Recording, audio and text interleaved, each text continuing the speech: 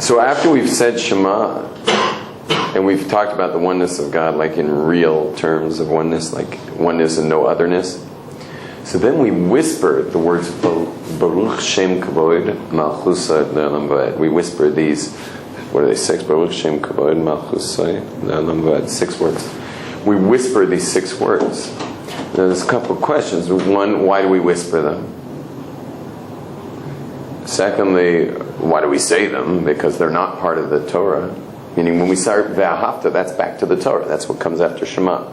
Why do we pause and whisper these other words?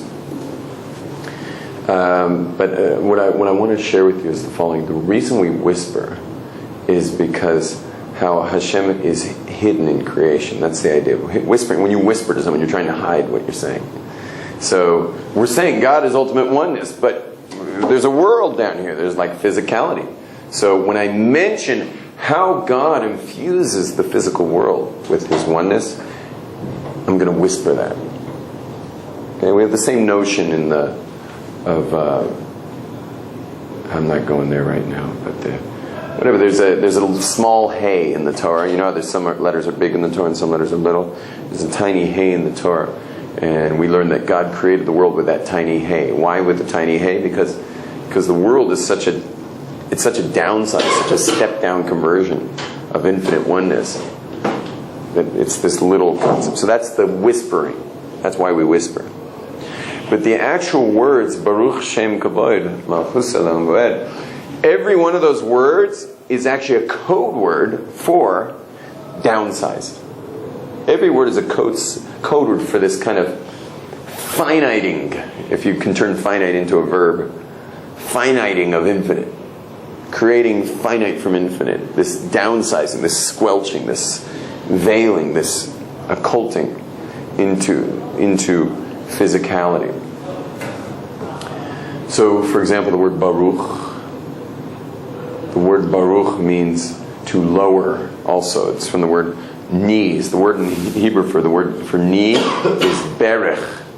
If you look at my stature now. Okay, let's say I'll put this pen at my height.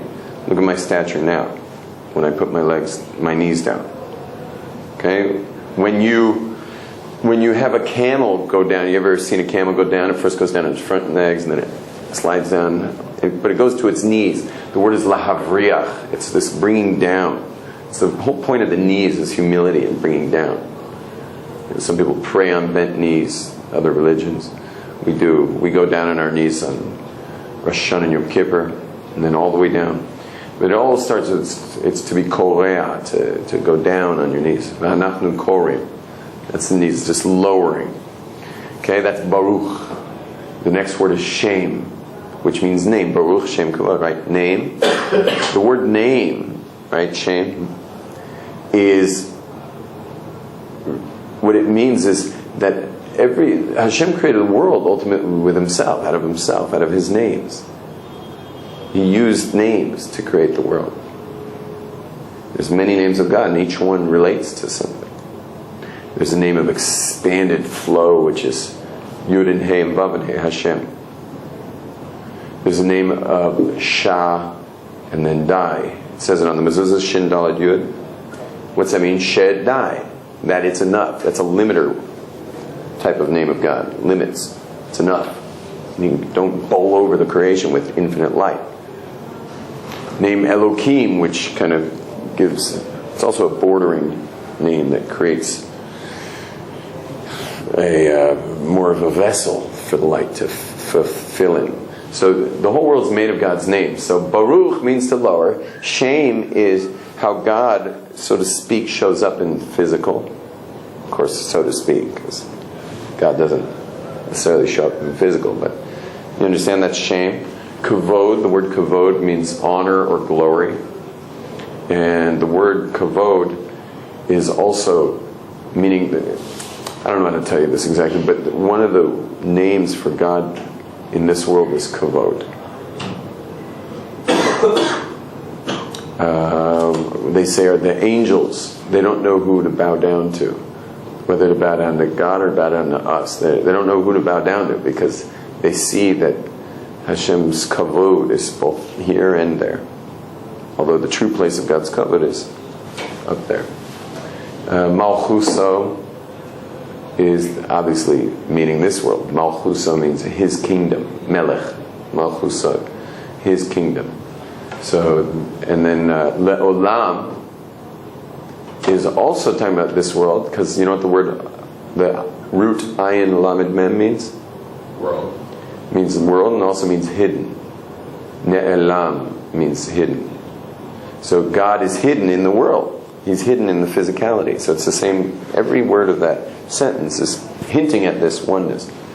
And then Va'ed. Va'ed that's a more Kabbalistic one. It's a play on the word Echad. The last word of Shema is Echad. And the word Va'ed is a Kabbalistic numerical play on the word Echad. Okay. That's Baruch Shem Kavod Malchusa Lam Va'ed.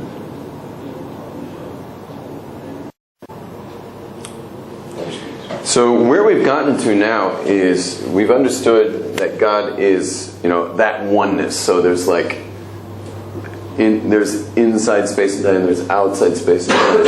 And Hashem is ultimately both inside and outside space and time. Really, it's all His oneness. That's all there really is.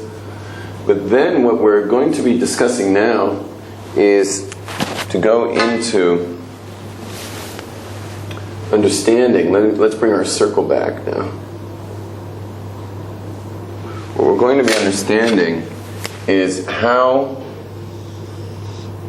infinite moves towards the finite. So what we're going to find is that there's intermediate stages of infinite moving towards finite. And we're going to understand those stages in detail.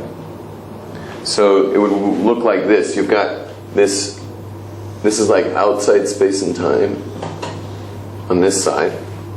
Then you've got this whole new realm in the middle, which has two stages. Stage 1 is here. Stage 2 is here. And then stage 3 is our world. Meaning we live inside here. Our galaxy would be like that dot there. Inside there. Now it's all made of God. And I would keep the squiggly lines throughout the whole thing, representing that it's all really of God. But I've now created some space. It's so to speak, so not real space, but I've created the space for these intermediate sections of creation, of going from this eminent outside space and time to this imminent inside space and time with the intermediate stages. So what it turns out in the end is what Kabbalists generally discuss is 4 worlds, 4 different realms. That's 1, 2, 3, 4. Now, 2 of them we've already discussed in great detail. One is God's absolute oneness surrounding the creation. We've also we don't need to discuss the fact that we live inside this world. I mean, when you see a bus driving down the street, it's something you might want to think twice about before you step off the curb. I mean, we know this world has its reality to it. This is like the Matrix. This is what's creating the Matrix, meaning what's emanating the world. But these intermediate stages are filtering stages, which are filtering out the infinite light to become ultimately matter. Now, physicists and Kabbalists agree basically down the line. But most importantly, physicists agree with Kabbalists that the world is made of light energy. And so too the Kabbalists say that out here is this emanation of light energy. We call it the Or Ein Sof in Hebrew.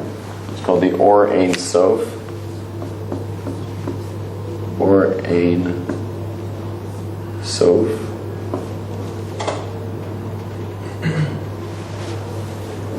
And they would call it light energy.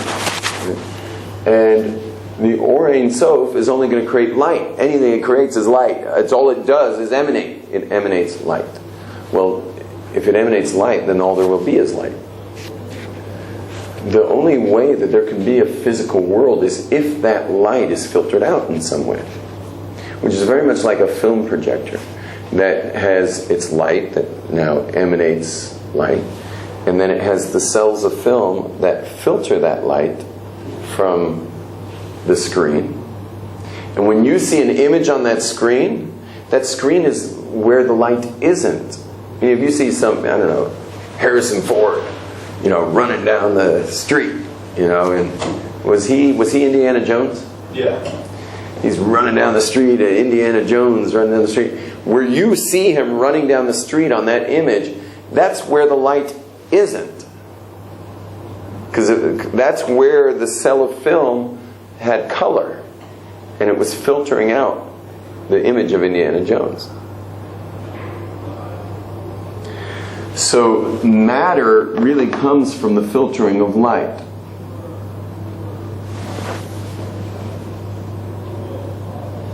Those 4 realms, we got to know the names for them, so we're going to learn them now. So the outer name, we're going to call them like this: 1, 2, 3, and 4. 1, 2, 3, and 4. The outer name is called Atzilus. The next name is called Beria.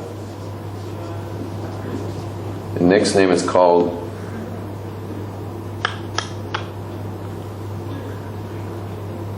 Good morning.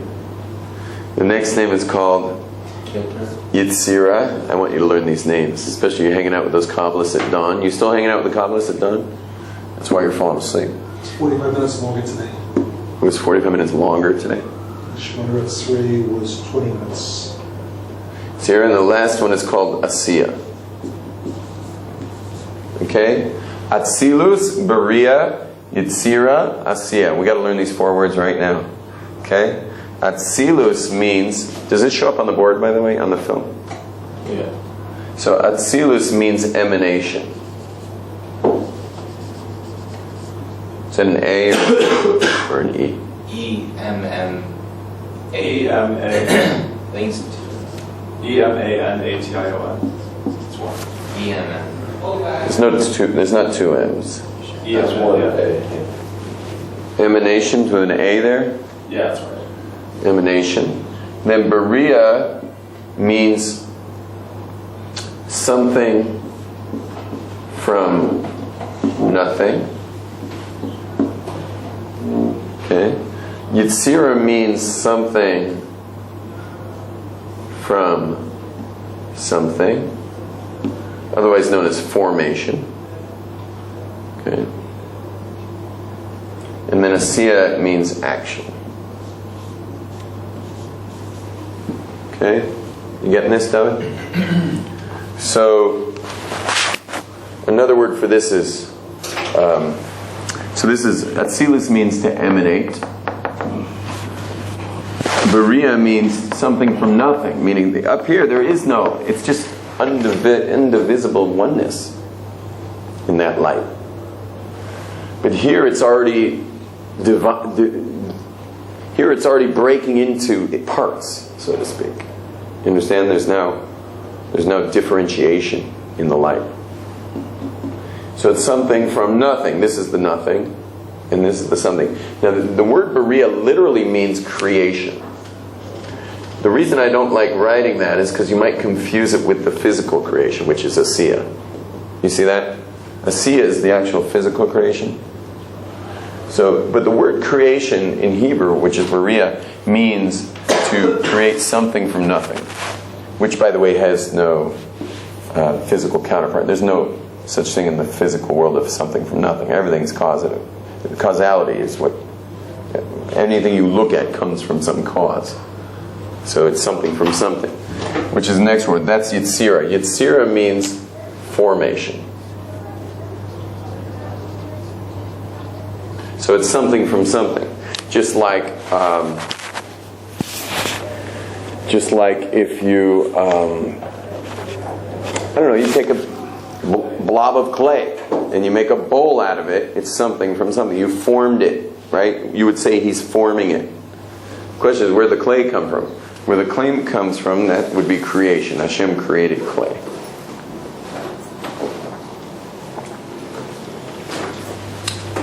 Okay, next is asiya, which I put the little action. It's from the word doing. La'asot. Ma'ata oseh. What are you doing? Oseh. So that's the word asiya. It's from the word oseh. It's the world of action. That's our world. So that's the inner circle. Clear? Okay.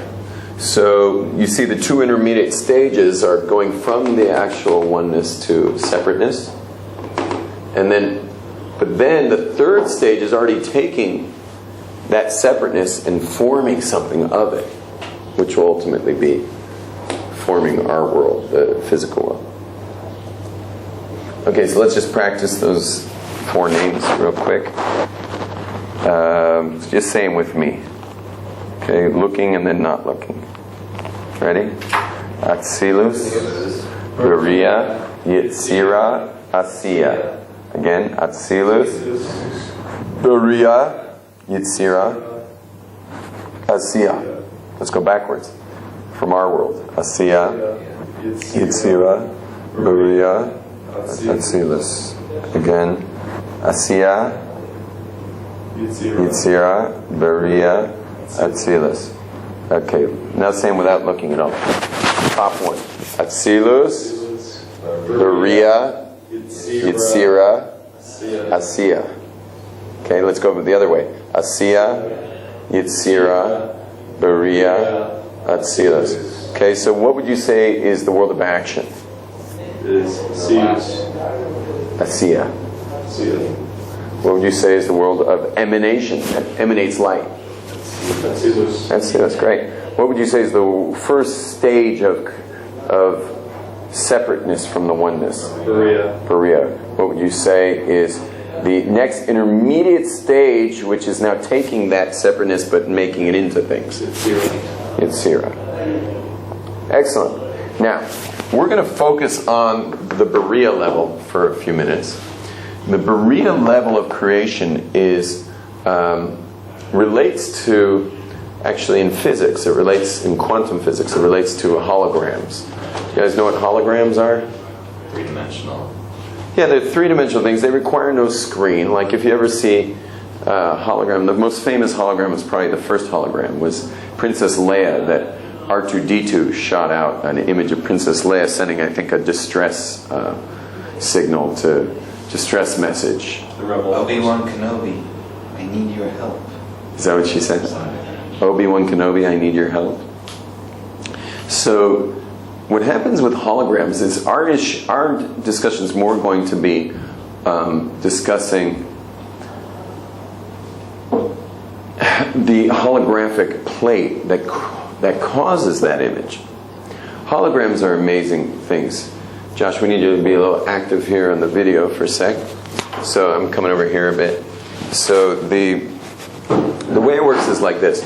You see, a holographic plate is allocational in the image that it will emit.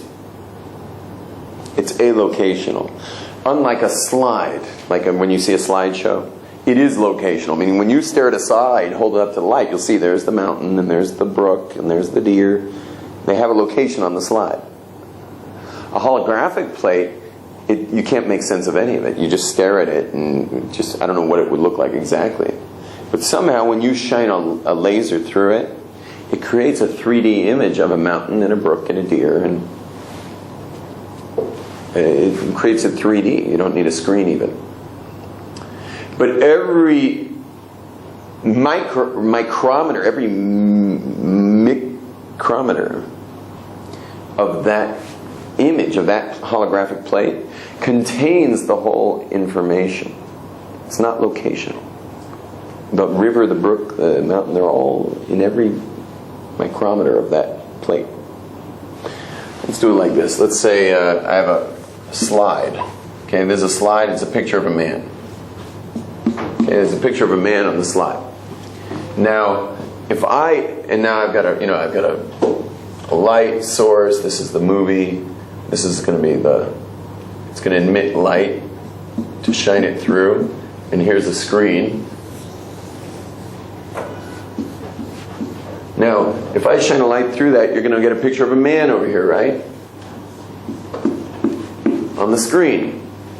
Now, what if I cut that slide in half? Oops, did the wrong half. What if I cut that slide in half? What are you going to picture on the screen? Half a man. Right? Now, it's different on a holographic plate. A holographic plate, here's the man. Now, of course, as I said before, there won't be a man because everything in there, in that plate, has all the information. I just have a man there just so you remember that it's going to be, and you don't need a screen anymore because it's going to be 3D. It's just going to stand there in 3 dimensions. So, when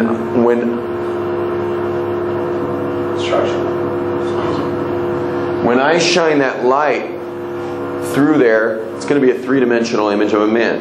But what if I cut that plate in half? If I cut that plate in half and now shine the light through it, you know what it's going to be an image of over here? 3-dimensional man. The whole 3-dimensional man, just lower resolution. It won't be as clear. And if I slice it even more, and I've just got his head, I slice away everything but the head, you know, what's it going to be? It's going to be the whole image of the man, just less resolution. If I put it through even like one eye, I get rid of everything but just the man's eye. So all that's left is his eye, and I shine the light through his eye, you will get a whole image of the man. Just very low resolution. In other words, in holographic images, every part of it has the whole. It's allocational. There's no location you can point to on the holographic plate that represents anything in the locational world. Once it shines that 3D image, well, now it's got location. I can point to it. Say, here's Princess Leia's eyebrow. Here's Princess Leia's mouth. Here's her ear. It has location. But in R2-D2, who emanated it, it's allocational in that holographic level. It's clear? Okay. So that is the world, going over here, that is the world of Berea. So Berea, this level, stage here, is a holographic realm where everything's within everything, within everything, within everything.